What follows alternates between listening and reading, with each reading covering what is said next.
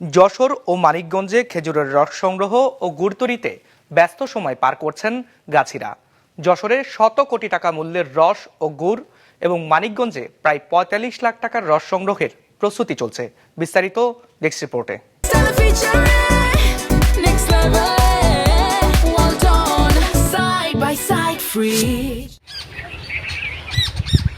ঠান্ডা কম থাকায় যশোরে এবার খেজুর রস সংগ্রহ কিছুটা দেরিতে শুরু হয়। ডিসেম্বরের মাঝামাঝি থেকে তাপমাত্রা কমতেই গাছে উঠতে শুরু করেন গাছিরা।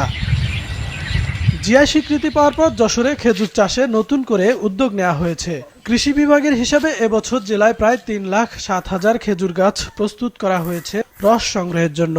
চলতি মৌসুমে জেলায় খেজুর রস ও গুড় উৎপাদনের সম্ভাব্য বাজার মূল্য প্রায় ১০৮ কোটি টাকা বলে জানিয়েছেন সংশ্লিষ্টরা। ৩০-৩৫টি গাছ আছে আমার নিজের গাছ, আমি নিজেই কাটে, খাস জনে কাটে, বুঝছেন। এখন শীত এবার কম আছে বলি তাই তো দেরিতে তোলা পড়িয়েছে। কেটে মোটামুটি আমাকে এই কয় মাস সংসার চালাই, কারোর দ্বারা যাওয়া লাগে না, এইভাবে আমরা চলে গেছি। আর তো গাছই থাকতেছে না, গাছে কেউ উঠতে চাচ্ছে না, আজকাল যুগই ছেলে মিলি গাছে উঠতেছে না। নিপা ভাইরাসের ঝুঁকি এড়াতে স্বাস্থ্যবিধি মেনে গাছ ও হাড়ি থেকে রস সংগ্রহ করছেন গাছিরা। এ কাজে তাদের উদ্বুদ্ধ করতে প্রশিক্ষণ সহ নানাভাবে সহযোগিতা করছে কৃষি বিভাগ। বিগত 15 ফেব্রুয়ারি 2024 খ্রিস্টাব্দ তারিখে আমাদের এই খেজুরের গুড় জিআই পণ্য হিসেবে স্বীকৃতি লাভ করেছে। তারই ধারাবাহিকতায় আমরা বিগত অর্থ বছরে গাছি সম্মেলন করেছি, আমরা বিভিন্ন প্রস্তুতিমূলক সভা করেছি। আমরা বিভিন্ন পর্যায়ে আমাদের চাষিদের প্রশিক্ষণ দিয়েছি এবং আমাদের যে রস এবং গুড় সংগ্রহ করছেন তারা যাতে নিরাপদ এবং বিশুদ্ধ রস এবং গুড় সংগ্রহ করতে পারে, এই জন্যও কিন্তু আমাদের প্রশিক্ষণ এবং বিভিন্ন ধরনের কর্মশালা চলমান রয়েছে। এবার মানিকগঞ্জেও খেজুরের রস সংগ্রহ শুরু হতে কিছুটা সময় লেগেছে। ডিসেম্বরের মাঝামাঝি থেকে তাপমাত্রা কমতেই শুরু হয় রস সংগ্রহ। মানিকগঞ্জে প্রায় ৫,০০০ খেজুর গাছ থেকে রস সংগ্রহ করা হচ্ছে। প্রতিদিন প্রতিটি গাছ থেকে গড়ে প্রায় ২ লিটার রস পাওয়া যাচ্ছে। এসব রস জাল দিয়ে তৈরি করা হচ্ছে বিখ্যাত হাজারি গুড়।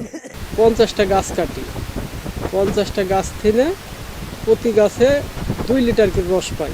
মানে উপারা কাটে, ইপারা আছে, ওই যে ঢালাপাড়ে উপারা আছে, সম্পূর্ণ মিলা সৎখানি গাছ কাটে। আমাদের এলাকার মানুষই কাটতো, এখন কাটে না, এখন রাজশাহী বাইরের লোক এসে কাটে। গুড় উৎপাদন বাড়াতে জেলায় খেজুরের চারা বিতরণ করার কথা জানিয়েছে কৃষি বিভাগ।